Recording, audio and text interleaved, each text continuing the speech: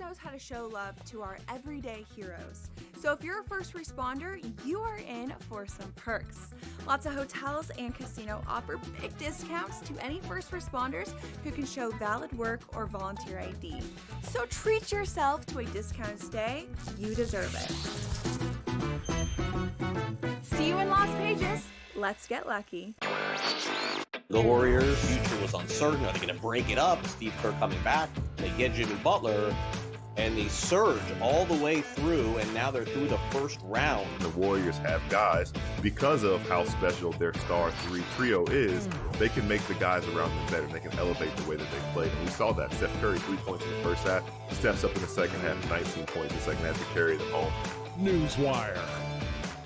Only on SportsGrid. Under him was Sharon Moore, who also participated in the cheating scandal with Connor Stallions. So you know what happens to him? He doesn't lose his job. He doesn't get a 10-year show cause. He gets to keep his job, and they go, we're just going to suspend you for 2 games next season. Now, all of a sudden, they're coming out with everything that we knew to be pretty much true when it was happening. Yeah, they were cheating. It was like Belichick and the videotapes, right? The Early Line. Only on SportsGrid. The game is on. The stakes are high. But the action isn't just on the field. He's rearranging that ring. Get it inside! SportsGrid's in-game live. Your ultimate second screen experience. Just a little flyer, couple of 18.5-point live line. Every prop, every play, every day. Anything can happen. That's complete chaos. It's smarter to be on SportsGrid.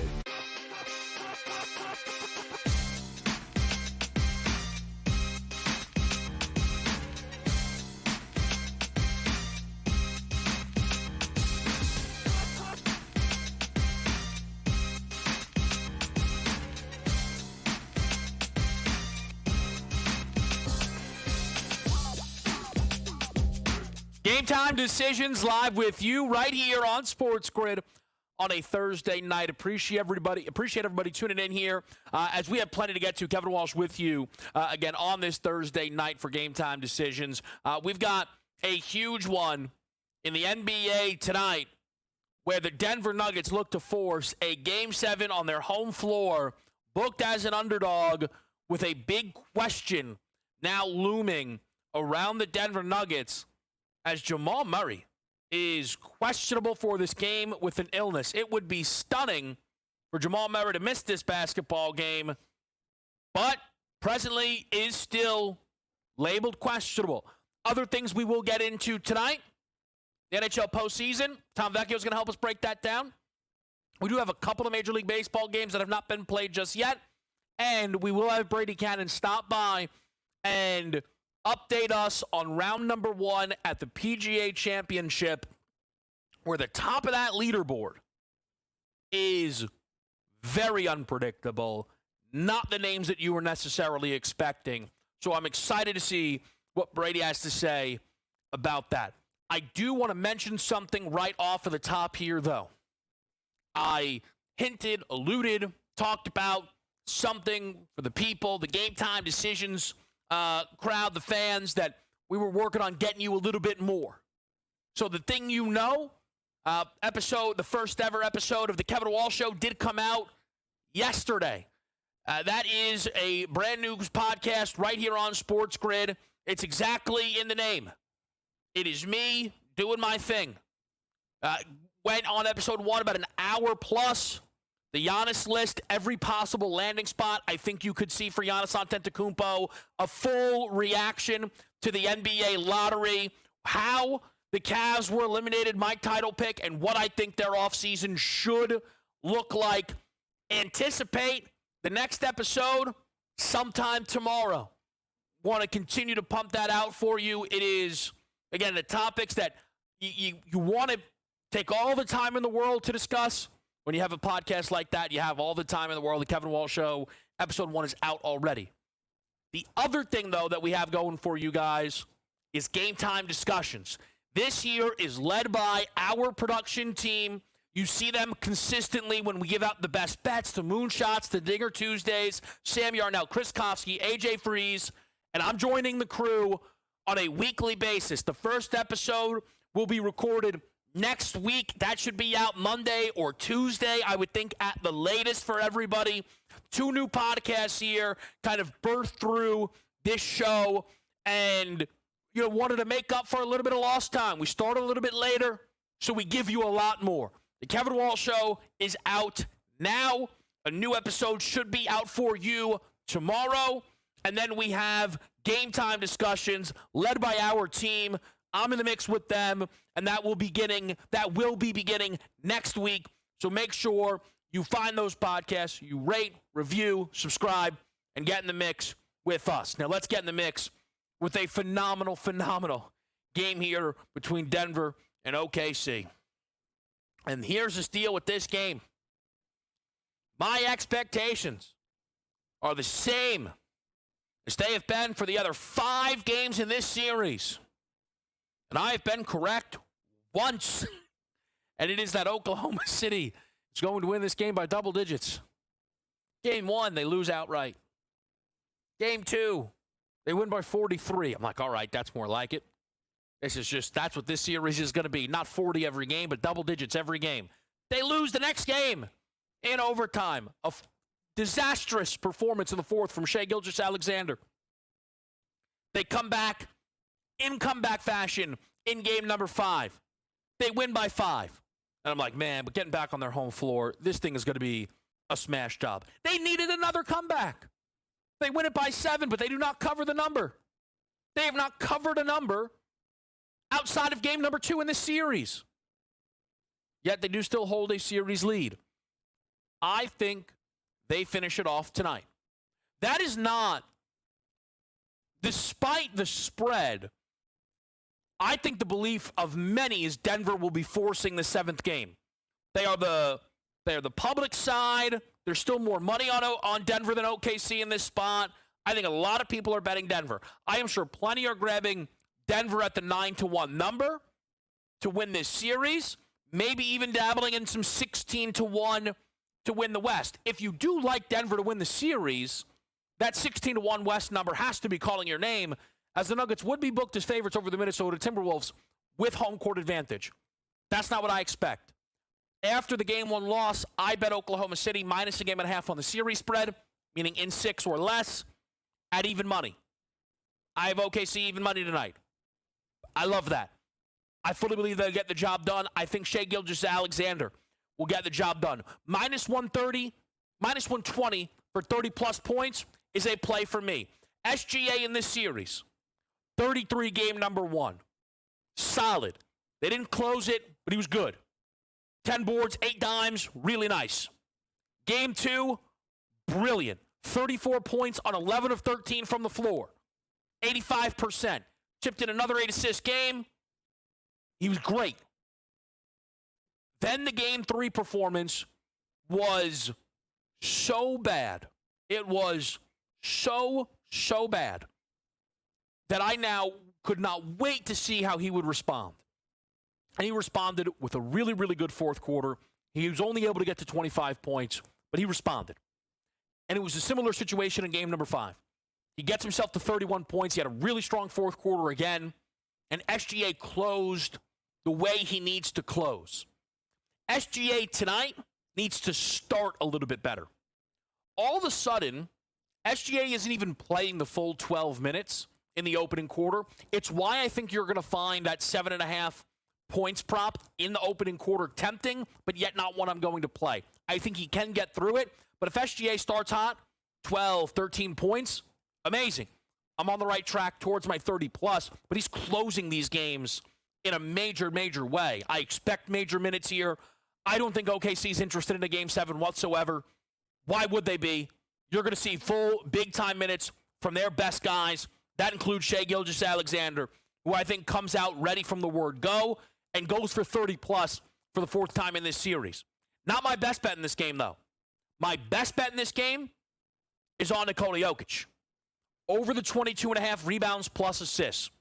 I played this in game number 1, and I talked about it being a potential series-long angle where Jokic was consistently well through this number in the regular season up against OKC. Jokic hit it in game number 1. I have luckily not been involved in this number since game number 1.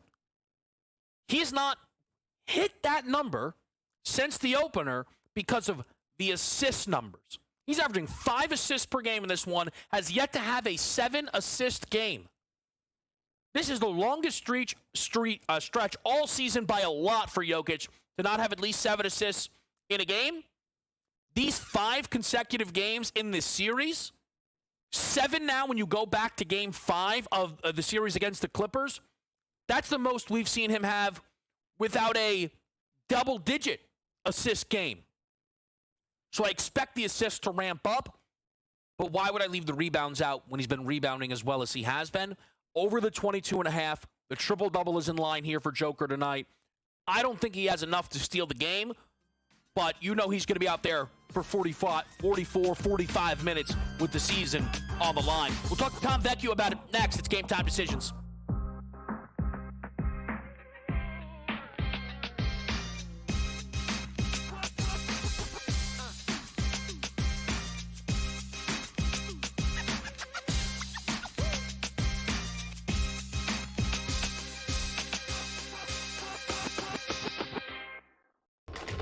Enter into the magical world of McLuck.com, where even the smallest of spins can win real cash prizes. Adventure into over 1,000 of the best Vegas-style slot games. So what are you waiting for? Unlock your free welcome offer today. Join the fun where winners play and players win. Two guys that can do it all. Too much electricity this morning. This is a good time. We're having a lot of fun. I had to do a triple take. Ka-ching! Why?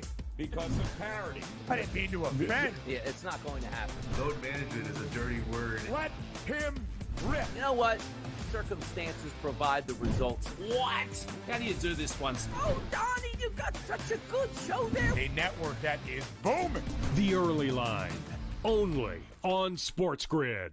We're going to go through every single thing, and I've got a great team behind me that's going to help me get the job done. I want this to be the place that people come to. There is going to be an energy to Game Time decisions that you will feel night in and night out. We are going to hit every single one of those markets that you need to know about. We will have everything at our disposal, and we will use that to our advantage. There is not going to be a better place, I promise you, than Game Time Decisions. I'm Kevin Walsh. Tune in to Game Time Decisions weekdays on SportsGrid. The game is on. The stakes are high. But the action isn't just on the field. He's rearranging that roof. Get it inside! SportsGrid's in-game live. Your ultimate second screen experience. A little flyer, couple 18.5-point live line. Every prop, every play, every day. Anything can happen. It's complete chaos. It's smarter to be on SportsGrid.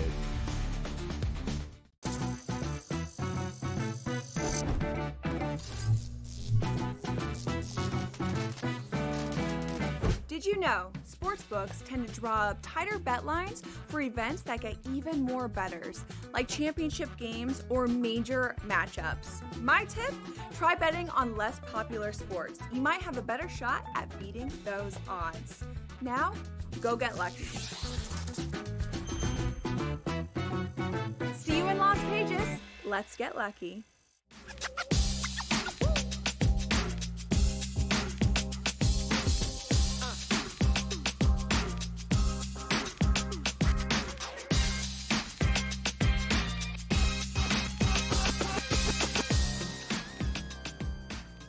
Game Time Decisions with you here on this Thursday night. As I mentioned, Nikola Jokic over the 22.5 rebounds plus assists is a best bet for me. Crew best bets. Some of these are even being sent via satellite, which we really appreciate. Yarnell is going to go for 35-plus PRA out of Russell Westbrook because he can never keep it simple, this guy. 14-1 is the rush shot there. Even money for AJ. DeGrom over the 6.5 strikeouts. Casino Chris, Miguel Andujar over the 1.5 hit run RBI.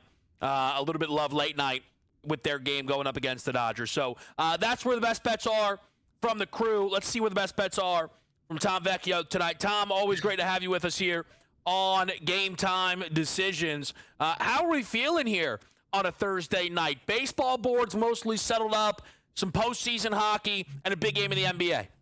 I'm feeling great. I am vastly taken aback by those best bets at Russell Westbrook for 35 PRA.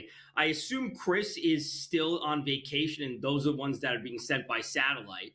But man, 35 PRA for Russell Westbrook, who can't hit a shot. He can't hit water if he fell out of a boat, and we want him to score some points? Woo. Listen, Darnell likes a shot. He's not going to play close to the vest. Why don't you just take Ohtani, Betts, and Freeman to all hit home runs? Like, that is far more likely than Russell Westbrook having 35 PRA tonight.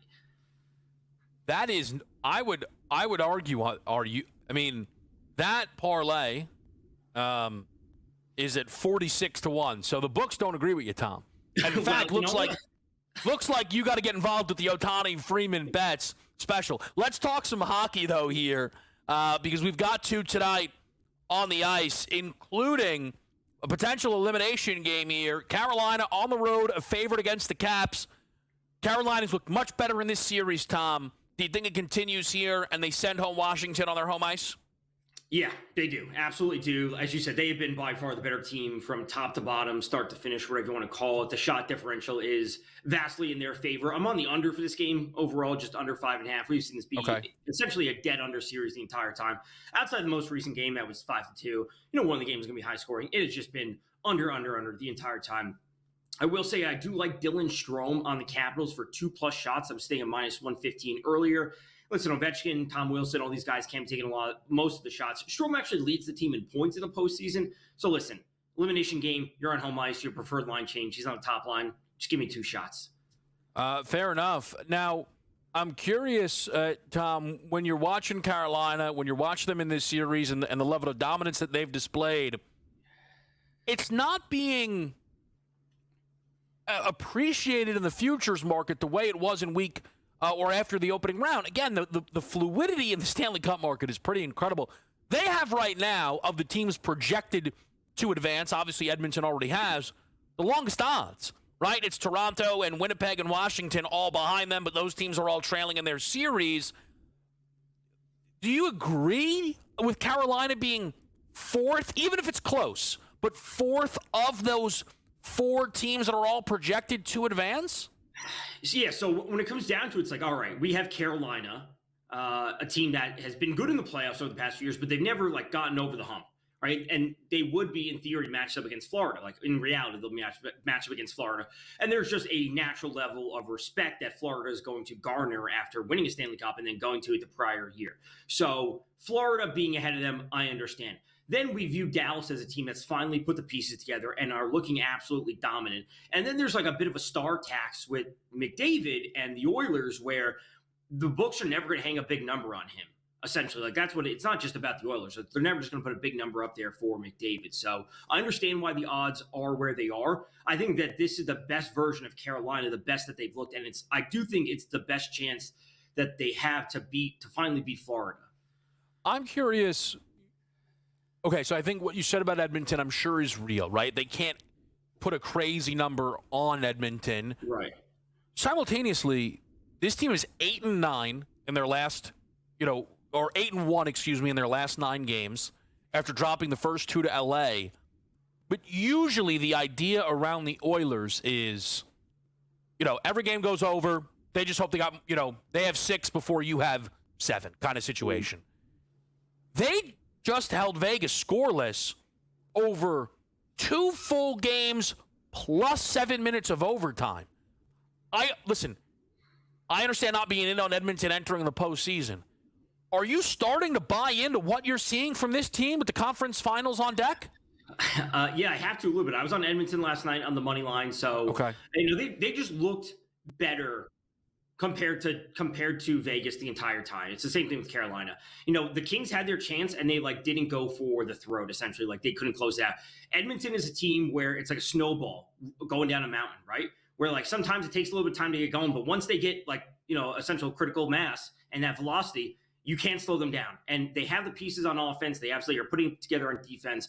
I'm still concerned about their goaltending when it's all said and done. Like, if they do match up against Dallas, like, you could say the forwards for Edmonton are better, but the goaltending is absolutely better with Dallas. It really comes down to, do the depth players from Edmonton, do they have what it takes to put it together and outshine the Dallas depth pieces? Yeah, I'll throw this in there. Look, am I a hockey guy? Obviously. Do I watch? Listen, I leave that to all of you guys, right? We have fun with it. I watched every second of the 7 overtime minutes. And here is my legit analysis of it all. Here we go. That Vegas team is the least talented team I have ever watched for 7 minutes. They could not control the puck into the Edmonton area at any moment during those 7 minutes. The only way it crossed the blue line is if they threw it in. They were completely incapable of handling the whole thing into the attacking area. It felt like a JV hockey team somehow snuck into the Vegas uniforms. When Edmonton looks great and they look fast, it looks like the other teams are playing with cement. Like, they got cement shoes on, and Edmonton is just skating around them, and they're so much better, and it was so clear in that series. It was Edmonton the entire time. Like, Vegas was trying, and doing that nothing. Should not be the only positive thing I can say about a team that was favored to win a series.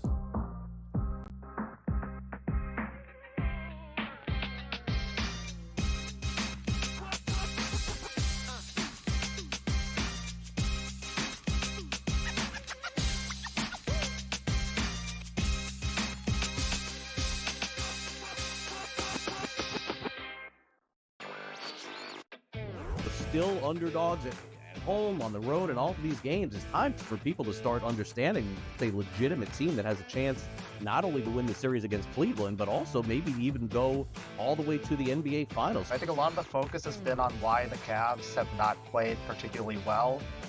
A lot of that is due to injury, of course, but I think that's taking too much credit away from what the Pacers have done. Newswire. Only on SportsGrid. Malaysia Fawali, who you guys know I am a huge fan, has decided to switch allegiances and stay in league. And now she's going to go play for Kim Mulkey. Her, Flau'jae Johnson in the backcourt. It's going to be interesting to watch. You wonder sometimes with roster construction, maybe too much is not too good. Betting above the rim. Only on SportsGrid. Jason Tatum underwent surgery to repair a torn right Achilles tendon. That is obviously a season-ending injury, and you know that's long rehab. You're talking that's a year. That's a year. I don't wish that on anybody. I don't. I hate that Achilles, knees and ankles. I don't like talking about them. I've said it a million times. But screw the Celtics. Pharrell, Coast to Coast. Only on SportsGrid.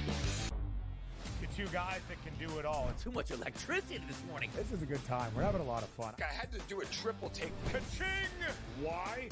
Because of parity. I didn't mean to offend. Yeah, it's not going to happen. Load management is a dirty word. Let him rip. You know what?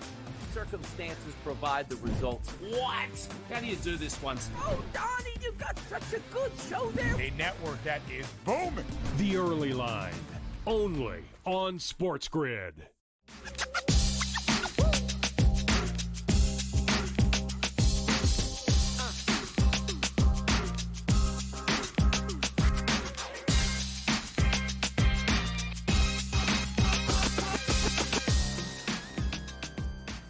We're back right here on SportsGrid. We didn't get to Winnipeg, Dallas.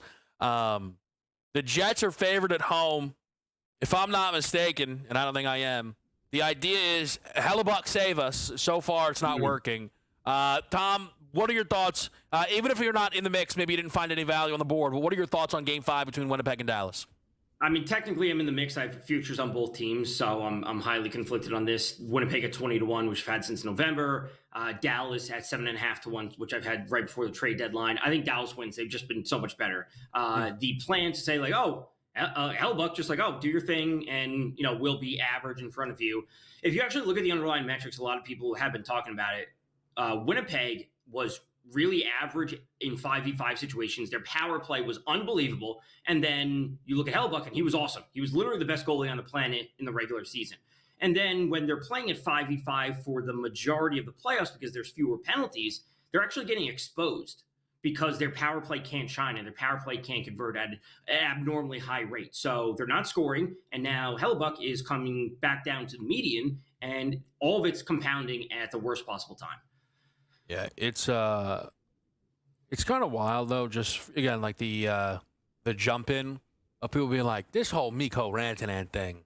And you know what? I think it's fair to say, nah, you know what? I'm not going to do the Donnie bit. I'm not going to do the Donnie bit. I was going to, it's safe to say nobody knew about Mikko Rantanen until Sam Yarnell gave him out as the best bet to score a goal. Pretty much unlocked this guy's full potential. So shout out to the Game Time Discussions crew, Game Time Decisions crew. Tom, what are you doing with the NBA game tonight? Anything? You like this Nuggets Thunder? Let's go to Chet Holmgren under 14.5 points. I think he's been good. But the problem is that his the volume of shots aren't there for him, right? Where he's shooting, I think it's 43.8 or 43.9% in the series from the field. But that's on like a limited amount of field goal attempts. So if he's only going to be taking 8, 9, 10, 11, 12 field goal attempts, like that's not enough volume to really say like, oh, I love him to go over 14.5. It's like, no, he could shoot 40% and end with 12 points just because the volume's not there. Also, the foul trouble has been a little bit of an issue. I'm not going to say it's a massive issue, but limited field goal attempts plus a little bit of foul issue, like, doesn't have me thrilled about him scoring a ton of points. I think it's tricky because you're not wrong. 10 shots last game or 2 games ago, no free throws. Game number 5, 9 field goal attempts, just the 3 free throws. I wonder, though, is he in line for a game with some volume? That's because I was kind of poking around the Chet market a little bit. Sometimes you get those parlays like, what's a leg I feel good about? How about him for 10 plus points, right? And when you're betting a lower number, sometimes it can be close. He's plus 164 to make 2 threes. I thought that was a little bit interesting. I was hearing there. How do you feel about your Nuggets futures? Do you feel like you have some life? No way. Oh, wow. I think the Thunder get it done tonight. I do. I'm on the under for this game. I'm on Chet under, and I'm waiting to live bet the Thunder at -1. I'm gonna see if Denver gets off to a hot start. That's what I'm hoping. Hey, let's get some juice from Denver, home crowd, blah blah blah. That's what we should be seeing. I want to live bet the Thunder. I said this to Ben and Donnie this morning. Like, if you get the Thunder at -1, I think that's objectively a great spot. I think you honestly play both sides. Grab the Nuggets pregame and then just bet the Thunder in game. I think you could also start loading up on some OKC West. You like the Dodgers late night? Let's see what that. See, that's how we initially got in. Let's see. What's the Dodgers late night? Plus 102, Tom. Plus 102. Thunder to win the West. Dodgers money line. I mean, that's a Casino Chris play if we're talking. He would probably have a home run mixed in there. Now, you know what? And you should. Maybe add in like he would have Ohtani home run, Dodgers to win, Thunder to win the West, and Michael Schaefer to be the number 1 NHL pick. I was going to say maybe like an Arch Manning first overall sneaky. By the way, it's been a while since the Dodgers have won consecutive games, which I thought was a little bit interesting. They're a bit up and down. They got the home runs going last night. Freddie Freeman came through with a hit for me, so that was great. But Kim had his first career home run last night. Pajas had a home run. Ohtani had a blast to lead off the game. Yeah. Ohtani's obviously been heating up. But they had a 7-game win streak snapped. They have not since been able to win 2 consecutive. Obviously favored to do so here against the Athletics. We'll see if they're able to pull that off. Tom, we appreciate it, man. Best of luck here on tonight's card. And Saturday, we'll be in the mix in a big way, huh? Oh, absolutely. All day. 10 to 12 and 3 to 7:30. 7:30. Sure, did you just add a half hour? I hope. Oh, man. Can't wait. We'll be right back.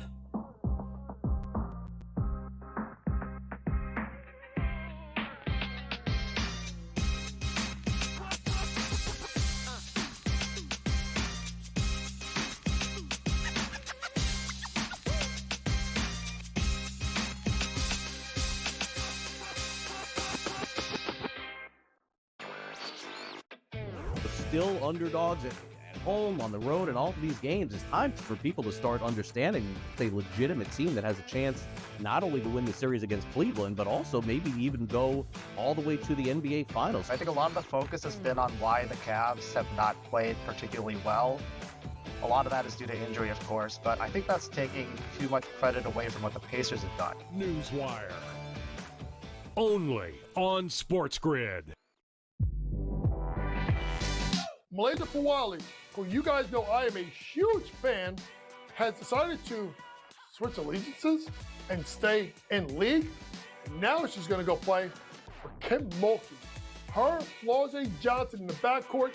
It's going to be interesting to watch. You wonder sometimes with roster construction, maybe too much is not too good. Betting above the rim. Only on SportsGrid. Jason Tatum underwent surgery to repair a torn right Achilles tendon. That is obviously a season-ending injury, and you know that's long rehab. You're talking That's a year. That's a year. I don't wish that on anybody. I don't. I hate that Achilles, knees and ankles. I don't like talking about them. I've said it a million times. But screw the Celtics. Pharrell Coast to Coast. Only on SportsGrid. The two guys that can do it all. Too much electricity this morning. This is a good time. We're having a lot of fun. I had to do a triple take. Ka-ching! Why? Because of parity. I didn't mean to offend. Yeah, it's not going to happen. Load management is a dirty word. Let him rip. You know what? Circumstances provide the results. What? How do you do this once? Oh, Donnie, you got such a good show there. A network that is booming. The Early Line. Only on SportsGrid.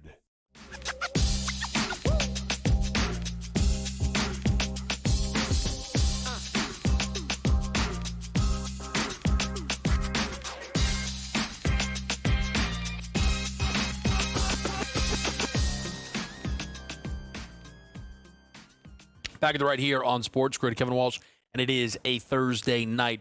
We're going to get underway with the NHL slate in just a little bit. Washington, home dog to Carolina. I kind of like the Caps offense, depending on how you play it. I do think Winnipeg will be better defensively. So, you know, if you want to play some all-team totals, some parlays, I'm not going to be super in the mix with the NHL tonight. But we're, of course, tracking and following everything that's going on with any of that postseason action. Tom's pick there, Dylan Strome for 2+ shots tonight on the Washington side of that game. Major League Baseball, 2 games to go.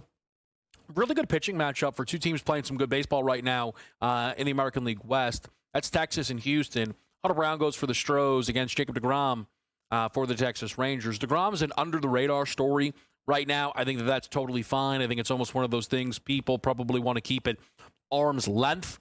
They're being very cautious with him. He does not have a single game where he's had 100 pitches. He only has 2 starts where he's thrown 90 or more so far out of his 8 so far thus far. But he's pitched well.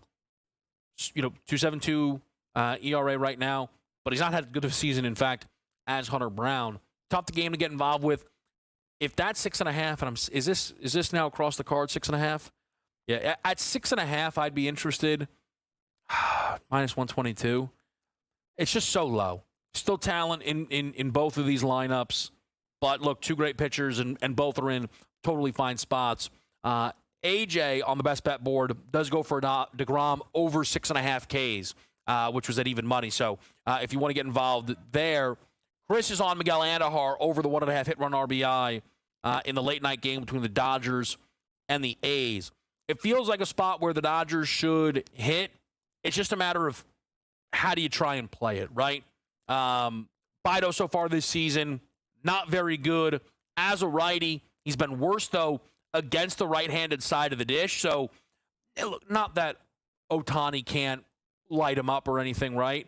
But I'd focus a little bit more on Mookie Betts or Pages potentially in this instance than I would Ohtani and Freeman or even a lefty like Michael Conforto. Just kind of with that spot tonight between the Dodgers and the A's. The big game tonight in the NBA, that is Denver and Oklahoma City. The Nuggets a 5.5-point home underdog to the Thunder. Total in this one, 216.5. I'm not going to touch this total. I was a little not frustrated. because it didn't feel like it had an amazing chance going into the fourth quarter. It flirted with the Thunder team total over. I did play at 115.5. They landed 112. The total was 221.5 in the game. That was way down from the 227.5 that we saw in game number 4, which was a crashing under. And we've been pretty steadily now starting to drop as far as the total goes in the series. We show up here tonight, elimination game style. They posted 216.5. I'm going to back off from the total, but I am going to play some player props in this one. I like SGA for 30 plus at minus 120. It's a step-up spot for him. I think it's the game being on the road and Shea coming off of a 30-point game is getting us a discount.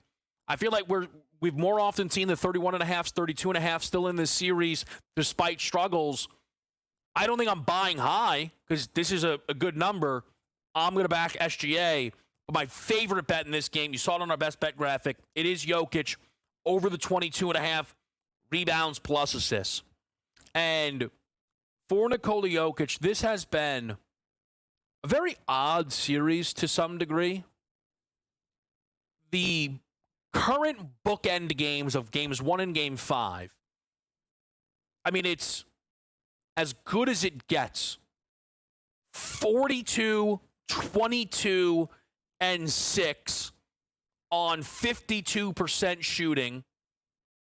And then in game number 5, it's 44, 15, and 5 on 68% shooting with 5 made threes. In between that, though, Jokic, 3 games, all of them were under 40% from the field. An average of around 21, 22 points per game. Again, on very, very lacking efficiency. All of a sudden, the assist totals feel concerning, right? You're at 5 assists a game. The rebound numbers, again, just relatively speaking, not as gaudy as the other games. It's a series where he is now averaging 30, 15, and 5 on 45% from the floor. If you had to tell someone about Jokic's performance here in this series, does the 30, 15, and 5, the way that jumps off the page, and they'd be like, man, he was brilliant. Does that feel like it perfectly represents this series? I think it's a more complex performance for Jokic, where he's, again, had 2 absolutely brilliant games. One they stole, the other they lost. He has 3 games where he has to be incredibly frustrated. His worst game was game 2. He fouls out in the third quarter. But he had 2 probably of his worst games of his playoff career in games 2 and 3. But it's like fine.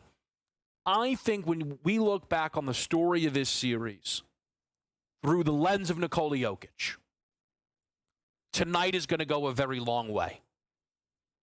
Tonight, we're going to see, can he finally rip off the triple-double?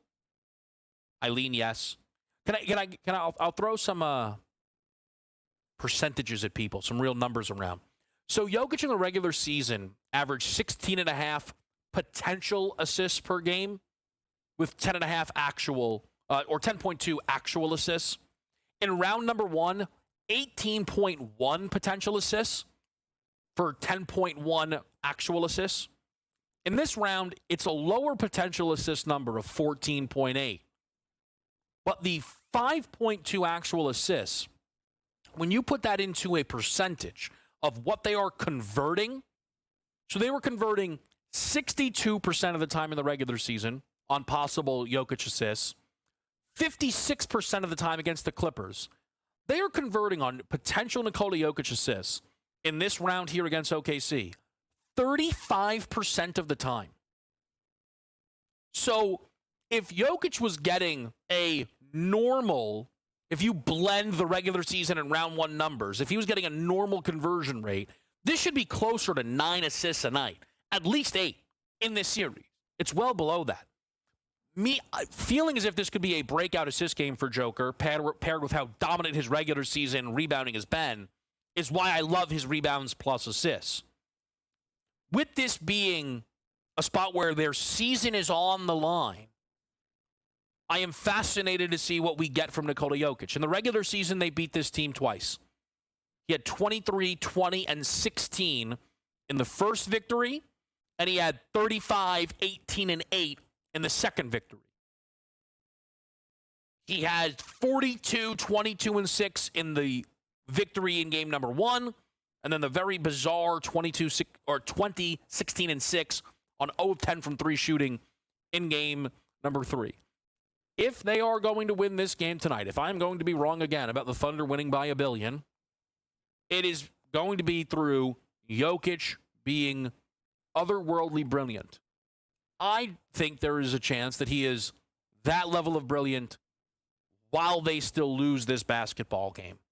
And then we get to have some really interesting conversations about Nikola Jokic's season, career, legacy, trajectory, and all that good stuff. We're to talk some golf, though. The PGA Championship, a wild round 1. Brady Cannon helps us break it down next.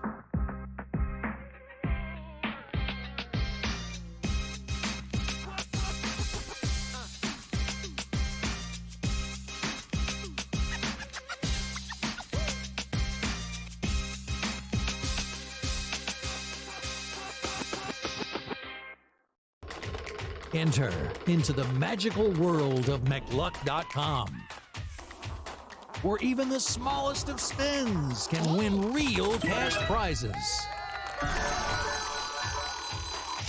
Adventure into over 1,000 of the best Vegas-style slot games. So what are you waiting for?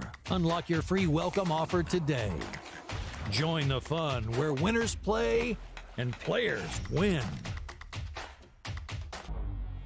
Two guys that can do it all. Too much electricity this morning. This is a good time. We're having a lot of fun. I had to do a triple take. Ka-ching!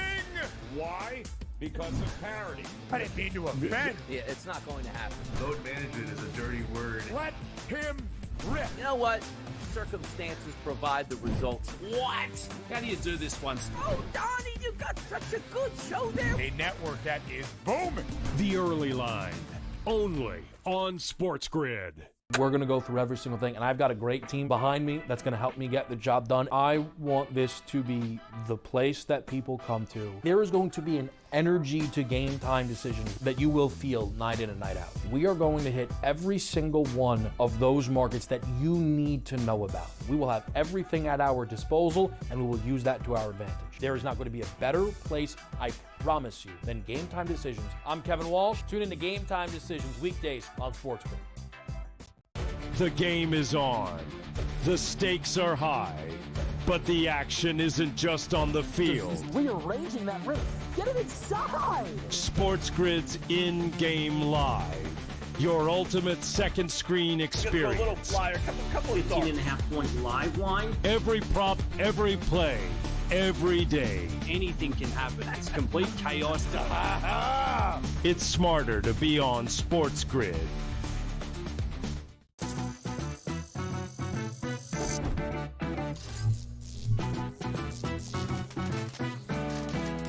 Did you know sportsbooks tend to draw up tighter bet lines for events that get even more bettors, like championship games or major matchups? My tip?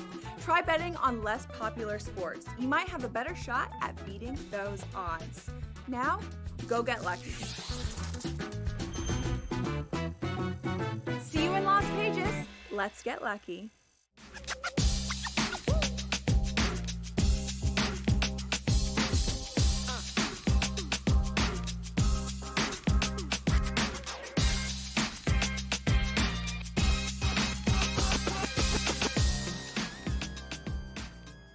Live here on a Thursday night, we are finishing up round number 1 of the PGA Championship. And you take a look at that leaderboard. Huh? What? Where are the guys? What is this? What are they throwing me? Is this Liv? Is that what's going on? All the Liv guys are here, actually. But yeah, I don't see any. I don't know what's going on. That's why Brady Cannon's here to help. Because Brady... Listen, I'm a very honest person. I don't know who Ryan Gerard is. I can't be alone in that. And here he is, cashing tickets alongside Cam Davis bettors for round one leader. And sometimes we get outlier round one leaders.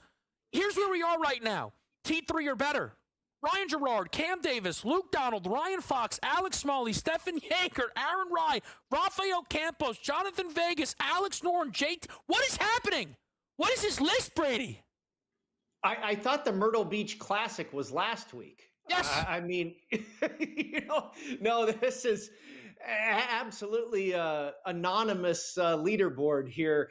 Ryan Gerard is a very good player, by the way. He's a tour rookie, and you'll probably know his name, in years to come. But that's why you don't know him yet, because he's a neophyte out here. But kind of a cool story, because he went to school right up the street at University of North Carolina, Chapel Hill. Obviously, we're in Charlotte here. So kind of a little bit of a home game for him, and nice to come out and get those first-round leader honors, relatively close to home. But you don't have, and Luke Donald was amazing. 47 years old, the European Ryder Cup captain. The two Ryder Cup captains, Keegan Bradley for the United States, I think did better than any of their players. Bradley shot 3 under, Donald shot 4 under.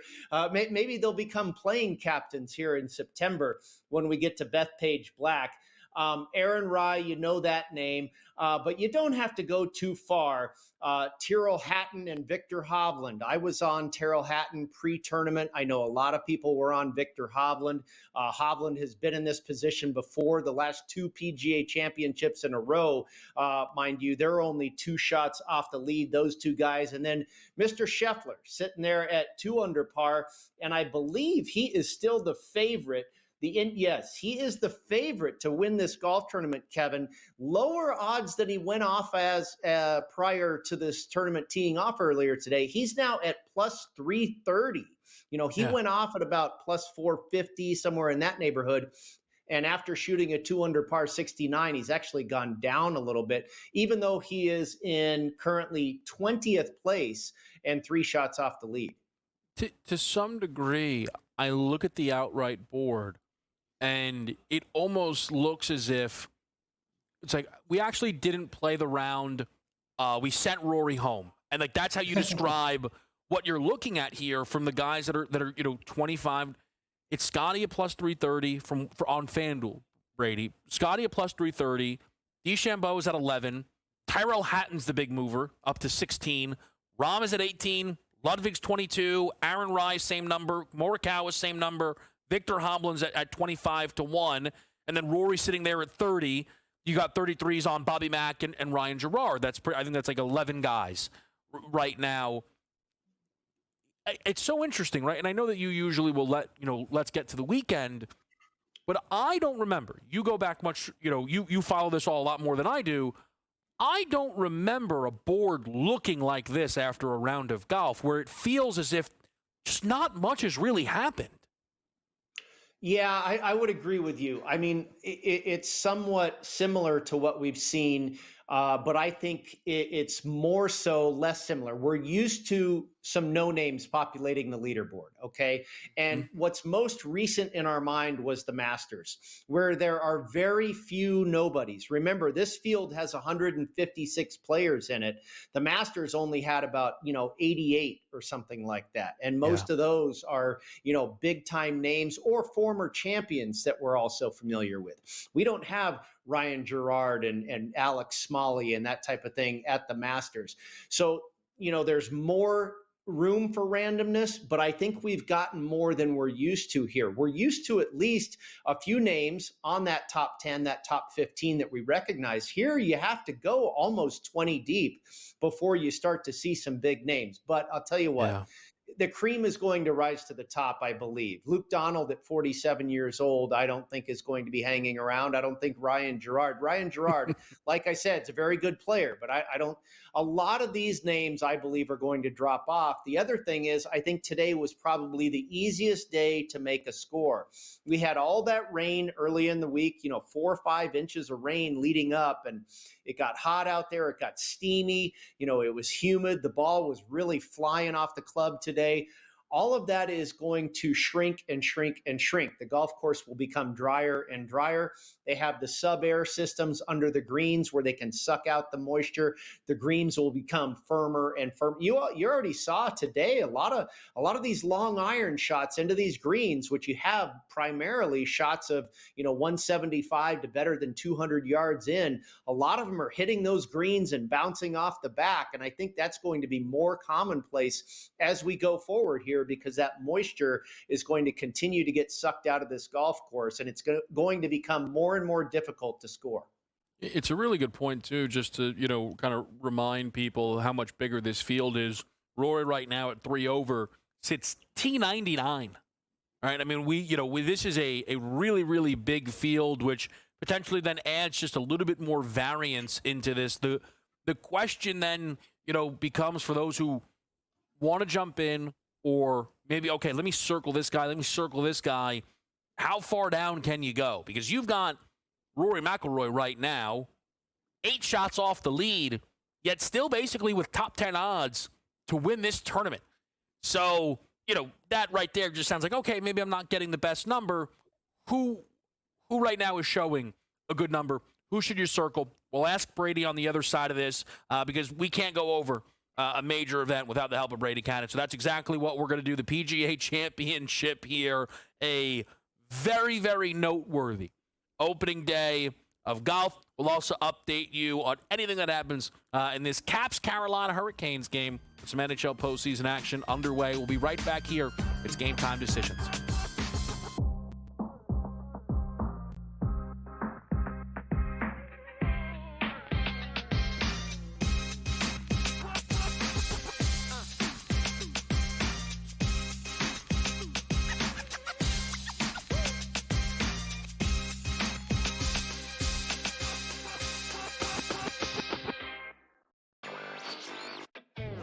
Still underdogs at home, on the road, and all of these games. It's time for people to start understanding it's a legitimate team that has a chance not only to win the series against Cleveland, but also maybe even go all the way to the NBA Finals. I think a lot of the focus has been on why the Cavs have not played particularly well. A lot of that is due to injury, of course, but I think that's taking too much credit away from what the Pacers have done. Newswire. Only on SportsGrid. Malaysia Fawali, who you guys know I am a huge fan, has decided to switch allegiances and stay in league. And now she's going to go play for Kim Mulkey. Her, Flau'jae Johnson in the backcourt. It's going to be interesting to watch. You wonder sometimes with roster construction, maybe too much is not too good. Betting above the rim. Only on SportsGrid. Jason Tatum underwent surgery to repair a torn right Achilles tendon. That is obviously a season-ending injury, and that's long rehab. You're talking That's a year. That's a year. I don't wish that on anybody. I don't. I hate that Achilles, knees and ankles. I don't like talking about them. I've said it a million times. But screw the Celtics. Pharrell Coast to Coast. Only on SportsGrid. Two guys that can do it all. Too much electricity this morning. This is a good time. We're having a lot of fun. I had to do a triple take. Ka-ching! Why? Because of parity. I didn't mean to offend. Yeah, it's not going to happen. Load management is a dirty word. Let him rip. You know what? Circumstances provide the results. What? How do you do this one? Oh, Donnie, you got such a good show there. A network that is booming. The Early Line. Only on SportsGrid.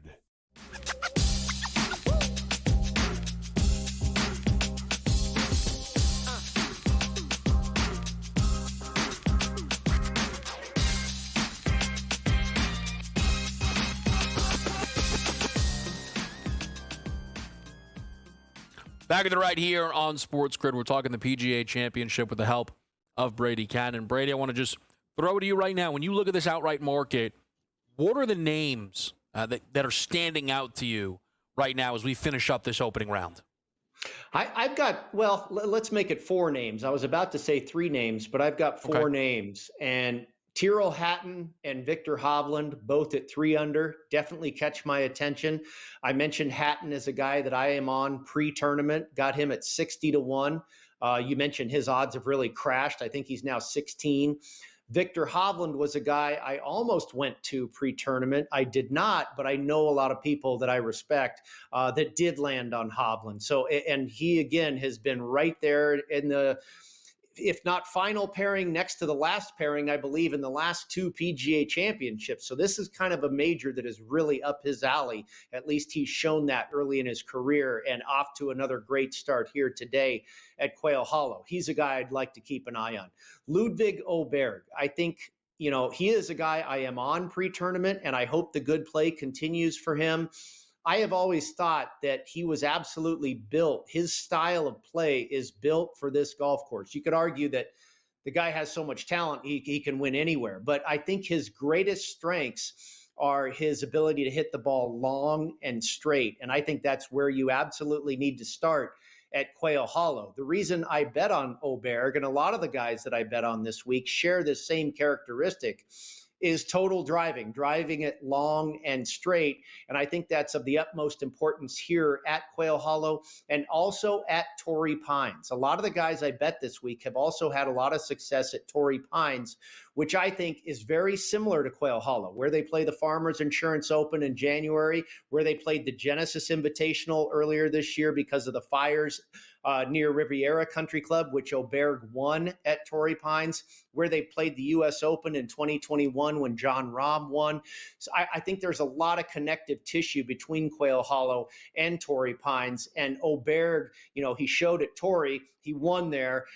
So I think that part of his game, he's also a very, very good putter. So, you know, he's got that long game to go with the short game, which I think is a great recipe for success at Quail Hollow. That's also what Bryson DeChambeau has in his bag. Immense length and accuracy off the tee, and is one of the best putters in this field, and he's off to a good start. Looks like he's got about a 10-foot putt to save par on 18. If he misses that, he'll go to even par for the day, but nothing wrong with shooting even par, I believe, here in day one with relatively low scores. And like you talk about Rory McIlroy, you can't win the tournament on the first day, but you definitely can lose it. And you know, Rory at 30-1, no. I think a lot of people will probably jump on him and go, okay, here now we got a good number, and it's not really a great number. I think his chances are slim and none. You might, if you can find a bet out there, obviously the price is much different, but it might not be a bad bet to bet him to miss the cut. Wow. Yeah. That, probably still plus money. Has to be. I'm curious. Let's see if I can find, just even for a perspective on what he is for a top 20 finish, which he's plus 125 to still be top 20. Not saying that I love the number, but just to give people some perspective on where they've thrown that. Someone who is, you know, Brady, that's catching my eye that we did talk about is Rahm. You know, just some of the sites that you can use to see how guys have, you know, performed in that opening round. Good off the tee, good putting, around the green a disaster. That just doesn't sound like John Rahm to me. That feels like if the putter was bad, okay. If he's bad off the tee, like that feels weird. I would imagine he could clean it up around the green.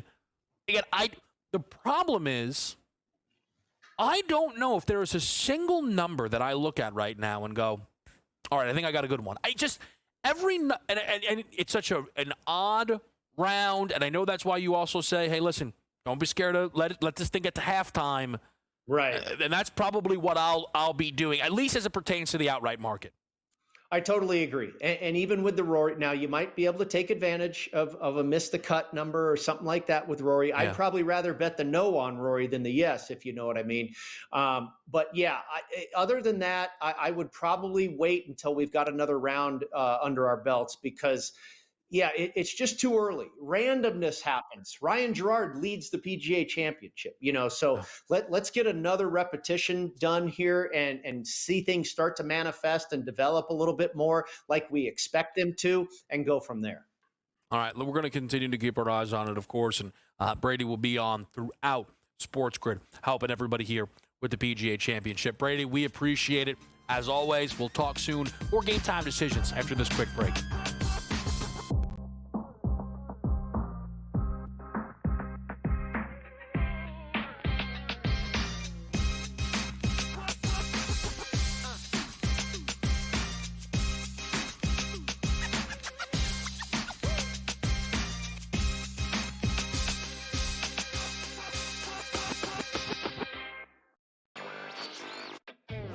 still underdogs at home, on the road, and all of these games. It's time for people to start understanding it's a legitimate team that has a chance not only to win the series against Cleveland, but also maybe even go all the way to the NBA Finals. I think a lot of the focus has been on why the Cavs have not played particularly well. A lot of that is due to injury, of course, but I think that's taking too much credit away from what the Pacers have done. Newswire. Only on SportsGrid. Malaysia Fawali, who you guys know I am a huge fan, has decided to switch allegiances and stay in league. And now she's going to go play for Kim Mulkey. Her, Flau'jae Johnson in the backcourt. It's going to be interesting to watch. You wonder sometimes with roster construction, maybe too much is not too good. Betting above the rim. Only on SportsGrid. Jason Tatum underwent surgery to repair a torn right Achilles tendon. That is obviously a season-ending injury, and you know that's long rehab. You're talking That's a year. That's a year. I don't wish that on anybody. I don't. I hate that Achilles, knees and ankles. I don't like talking about them. I've said it a million times, but screw the Celtics. Pharrell Coast to Coast. Only on SportsGrid.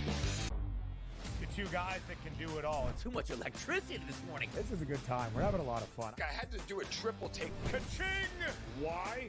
Because of parity. I didn't mean to offend. Yeah, it's not going to happen. Load management is a dirty word. Let him rip. You know what?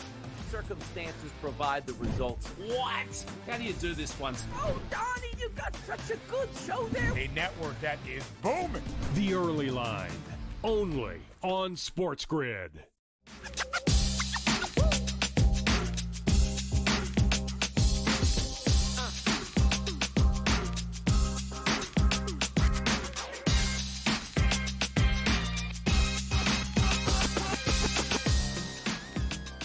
All right, back at the right here on this Thursday night on SportsGrid. In-game live is going to be coming up, of course, at 8 o'clock tonight, right here. Just a couple of notes for you guys for the week. Okay, Saturday we have betting above the rim from 10 to noon normal time. Myself and Coach James Young, but then that trio is going to run it back for you, big time, 3 o'clock until 7:30. You heard Tom mention it, and we're going to be live. The three of us, starting at 3, putting an eye on the Indiana Fever and the Chicago Sky. The WNBA season does begin tomorrow with a couple of games.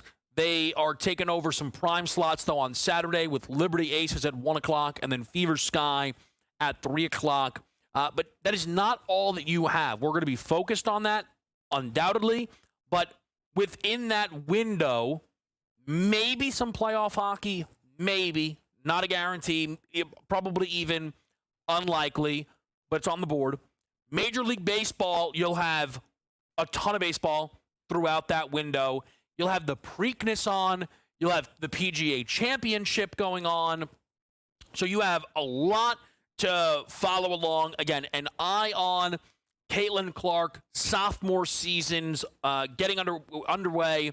The debut for her and the Indiana Fever against Angel Reese and the Chicago Sky. So we're going to go over that and follow every single thing from 3 to 7:30 on In-Game Live. So it's a big day for us, long day, but we're excited to get involved with that. And then just quickly, just in case you did miss it, all right, 2 brand new podcasts here on SportsGrid. The Kevin Walsh Show debuted yesterday. Episode 1 is in the books. NBA lottery coverage. What the Mavericks will do with Cooper Flagg. The Giannis list. A 13-team list where I think Giannis can go. I explain how realistic and why each team made that cut. My NBA title pick, the Cavs. Eliminated. What went wrong? What does it mean for their offseason? That is out. Look for episode 2 sometime tomorrow. We'll talk some NFL schedule. Okay?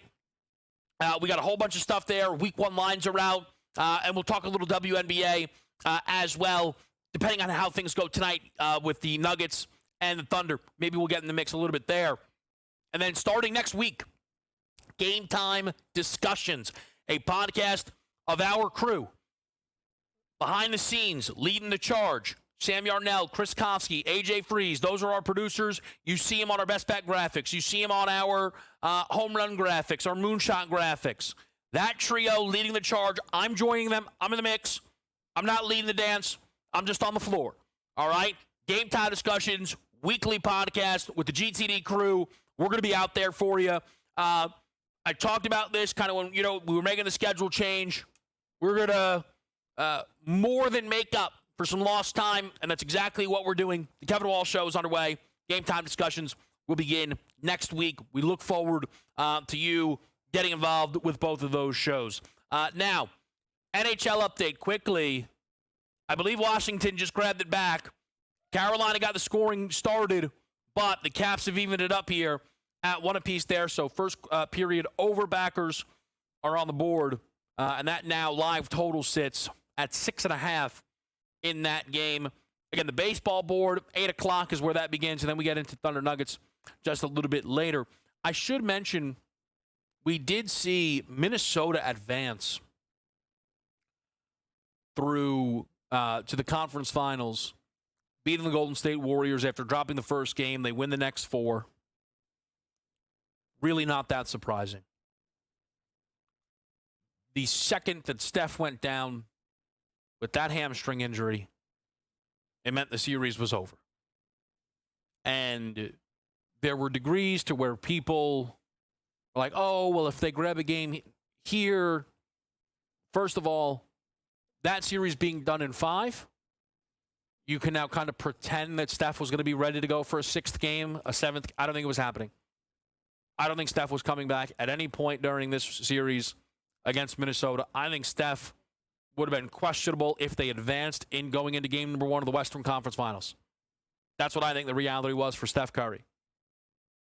And I like Minnesota to win the series somewhat convincingly when I thought Steph was going to play. Now, I think it's on the board that Golden State had a chance with Steph healthy. They had a chance because it took Minnesota a little bit, I think, to find a rhythm within the series. The road games would have been much more challenging. The spreads would have been different, right? Games maybe were pick instead of a full 5-point line in front of Minnesota. But you did see that team absolutely get downhill and get on a roll. What has been the most encouraging thing for Minnesota has been the play of Julius Randle. And it is a very surprising, you have to be honest with yourself, stretch of basketball for Julius Randle. Even his biggest supporters, you cannot say, oh, you just gave up on Julius, or, oh, you haven't been paying attention to what he's been doing in Minnesota. Julius Randle, by his own standards, did not have a great regular season with the Timberwolves. It was not the best basketball of his career. No way. Okay? Not close to, his best stretch of hoop with the Knicks. Then on top of that, we have seen Randle, while he was with the Knicks, go into the playoffs and drop off a level. So you have a guy who, again, was not near the A-plus version of himself, who usually dips in the playoffs, now just playing the best basketball of his career. That is an incredible thing. It is a stunning thing. And it is something that I enter the conference finals breakdowns with an eye on. When we end up seeing who Minnesota's opponent is, I expect it to be Oklahoma City. I am not just going to assume Julius Randle is going to average 24, 6, and 6 on efficient shooting. Julius Randle has an argument that he was the best player in that series against the Warriors. I still think it was Anthony Edwards.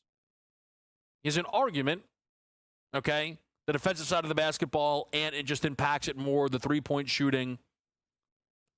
But if you're a Timberwolf fan or backer, him having an argument is a victory in of itself. That is a huge win. Huge win. But does Minnesota need him to be at that level to have a chance? Better than that level to have a chance? Can they survive a drop-off? Is a drop-off coming? All really, really valid questions when you are evaluating the Western Conference. And in an interesting way, because we have those conference finals MVP markets out, and so much of the pricing suggests if it's a Thunder, it's Shea. If it's Minnesota, it's Ant.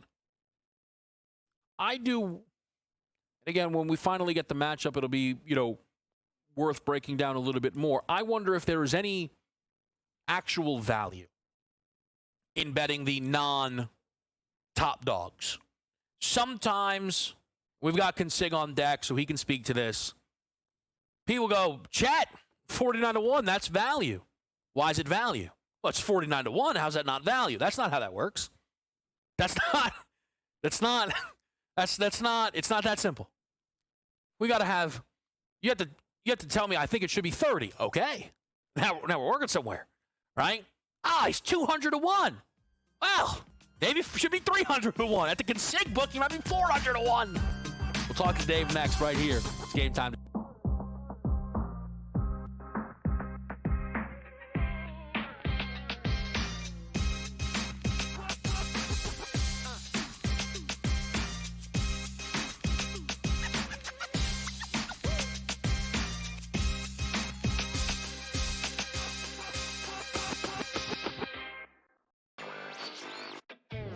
Still underdogs at home, on the road, and all of these games. It's time for people to start understanding it's a legitimate team that has a chance not only to win the series against Cleveland, but also maybe even go all the way to the NBA Finals. I think a lot of the focus has been on why the Cavs have not played particularly well. A lot of that is due to injury, of course, but I think that's taking too much credit away from what the Pacers have done. Newswire. Only on SportsGrid. Malaysia Fawali, who you guys know I am a huge fan, has decided to switch allegiances and stay in league. And now she's going to go play for Kim Mulkey. Her, Flau'jae Johnson in the backcourt. It's going to be interesting to watch. You wonder sometimes with roster construction, maybe too much is not too good. Betting above the rim. Only on SportsGrid. Jason Tatum underwent surgery to repair a torn right Achilles tendon. That is obviously a season-ending injury, and that's long rehab. You're talking That's a year. That's a year. I don't wish that on anybody. I don't. I hate that Achilles, knees and ankles. I don't like talking about them. I've said it a million times, but screw the Celtics. Pharrell Coast to Coast. Only on SportsGrid. Two guys that can do it all. Too much electricity this morning. This is a good time. We're having a lot of fun. I had to do a triple take. Ka-ching! Why? Because of parity. I didn't mean to offend. Yeah, it's not going to happen. Load management is a dirty word. Let him rip. You know what?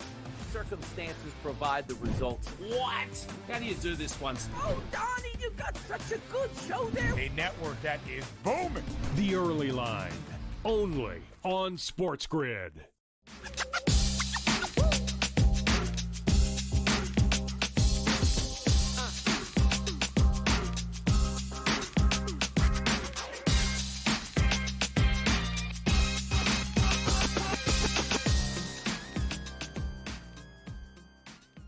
All right, back to the right here. It is Game Time Decisions. Dave Sharpan at Consig joins us here, donning the Dodger blue.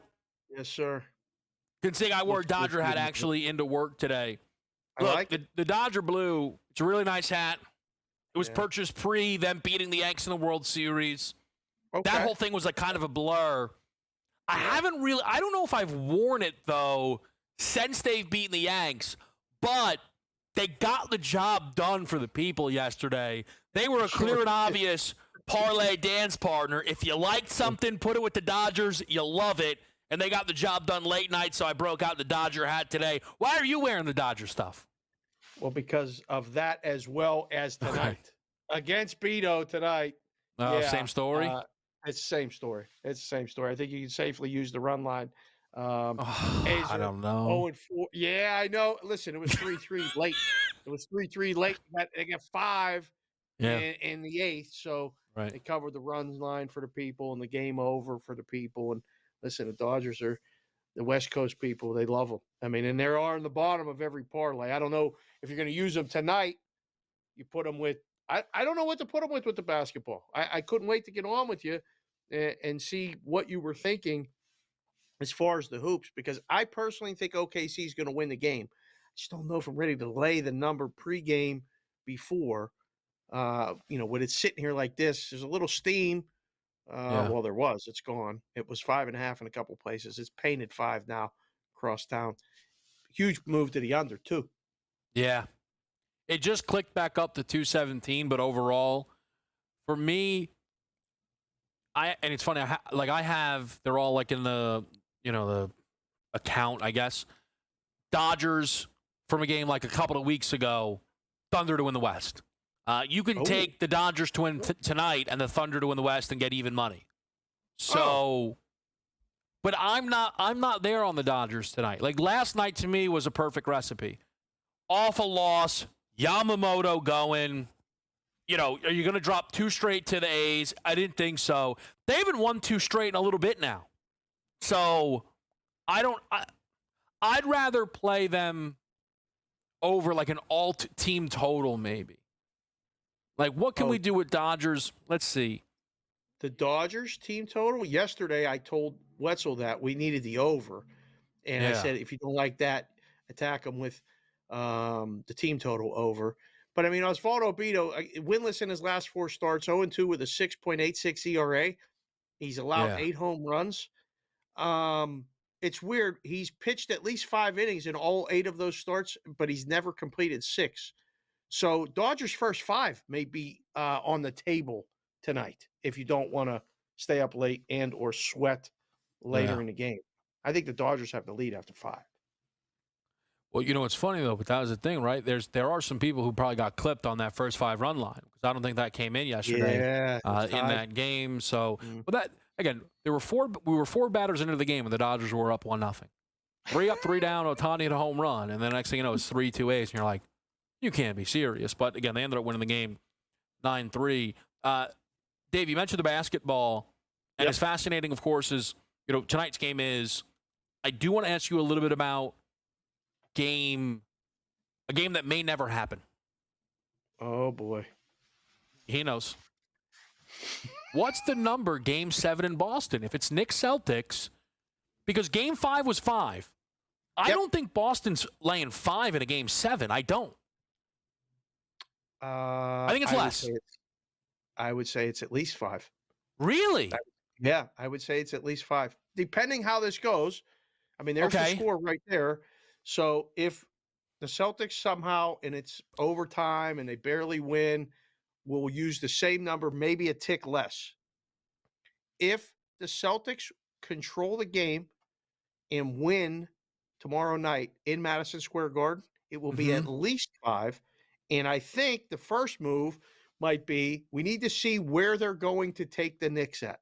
Put it up 6, see if they grab it. Because if they don't, then we'll know we're good and we can keep it under 7. 7's that key number, even in a decider. Yeah. I don't think it would be that high, but I think if, again, we saw what they were without Tatum. That was the big question. Now, I'll ask you this. Should the Knicks be higher than what they are in Game 6? So I think that is very possible. I think that we've seen a lot of spot booking in the postseason, and I think we saw some spot booking in Game 5. I don't think we're seeing a lot in Game 6. If the Knicks were 5-point favorites, I don't think that would be egregious. I think we would have people coming in droves. They would be flying in planes to come take the points at 3. If you give them a whole possession, I The hear bad you, guys, Dave. whether they're right or wrong, are coming to take. That's I know why this the is Celtics always a did it. dangerous thought, but tell me this.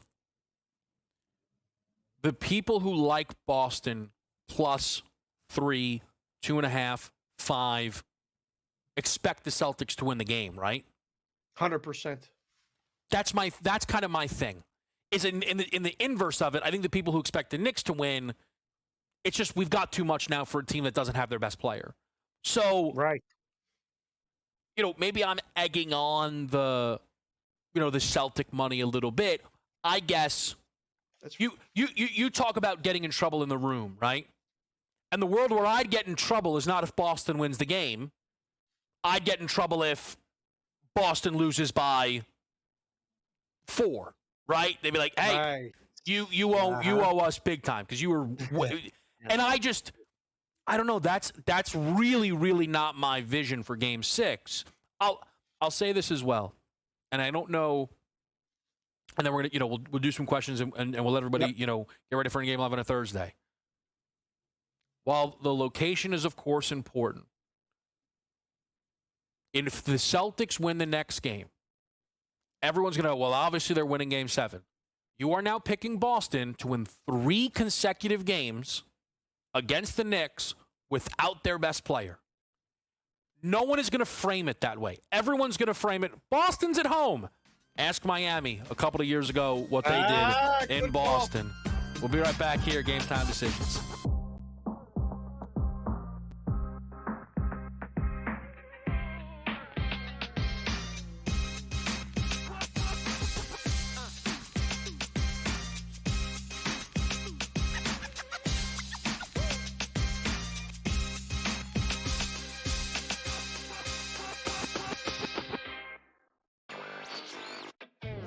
Still underdogs at home, on the road, and all of these games. It's time for people to start understanding it's a legitimate team that has a chance not only to win the series against Cleveland, but also maybe even go all the way to the NBA Finals. I think a lot of the focus has been on why the Cavs have not played particularly well. A lot of that is due to injury, of course, but I think that's taking too much credit away from what the Pacers have done. Newswire. Only on SportsGrid. Malaysia Fawali, who you guys know I am a huge fan, has decided to switch allegiances and stay in league. And now she's going to go play for Kim Mulkey. Her, Flau'jae Johnson in the backcourt. It's going to be interesting to watch. You wonder sometimes with roster construction, maybe too much is not too good. Betting above the rim. Only on SportsGrid. Jason Tatum underwent surgery to repair a torn right Achilles tendon. That is obviously a season-ending injury, and that's long rehab. You're talking That's a year. That's a year. I don't wish that on anybody. I don't. I hate that Achilles, knees and ankles. I don't like talking about them. I've said it a million times. But screw the Celtics. Pharrell Coast to Coast. Only on SportsGrid. Two guys that can do it all. It's Too much electricity this morning. This is a good time. We're having a lot of fun. I had to do a triple take. Ka-ching! Why? Because of parity. I didn't mean to offend. Yeah, it's not going to happen. Load management is a dirty word. Let him rip. You know what? Circumstances provide the results. What? How do you do this one? Oh, Donnie, you got such a good show there. A network that is booming. The Early Line. Only on SportsGrid.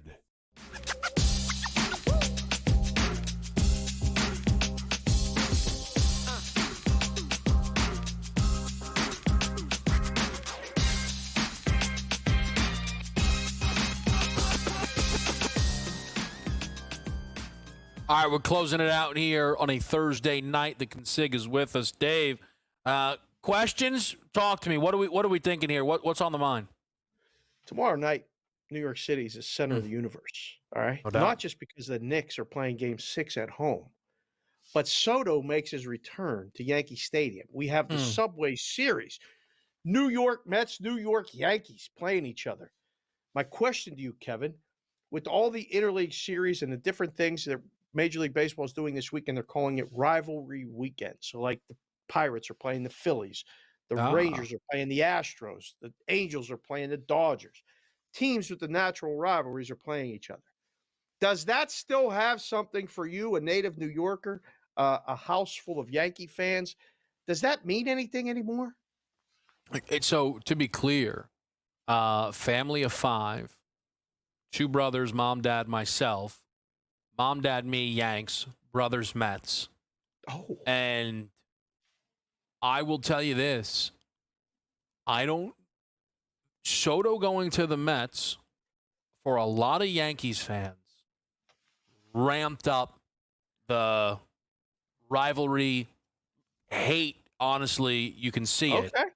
And I went the complete other way. I like this Mets team. They're fun. On a daily basis, hope they win.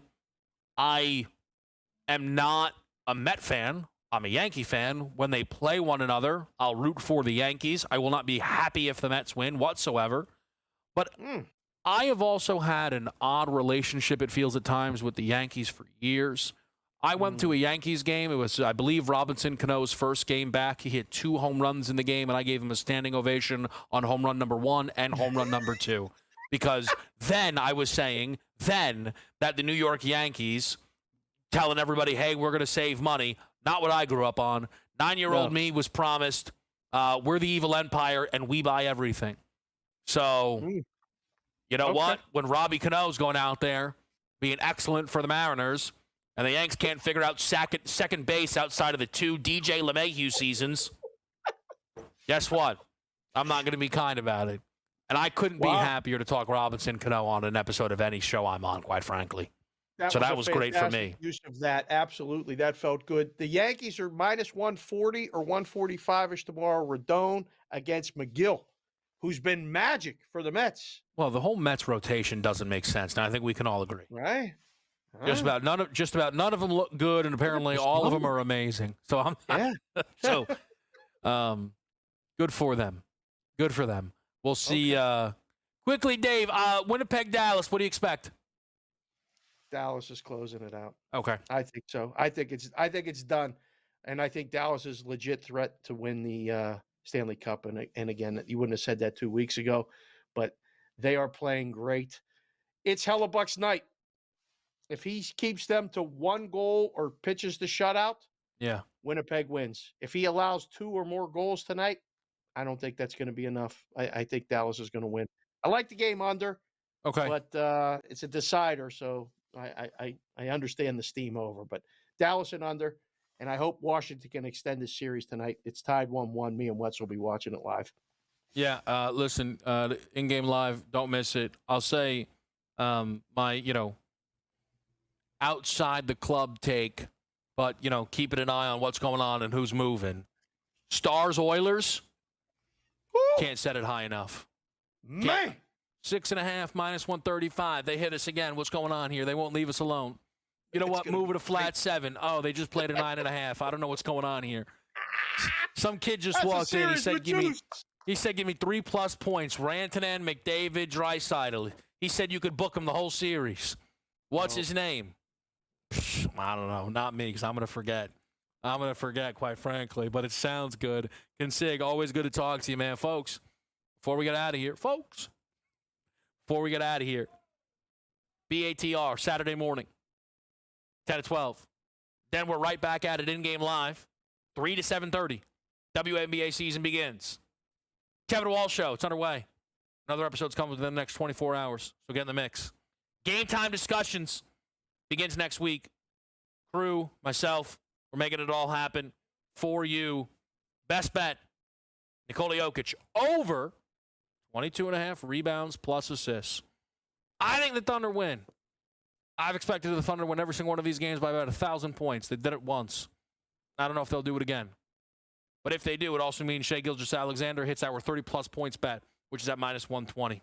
Enjoy the games. Enjoy the action. In-game live. Next.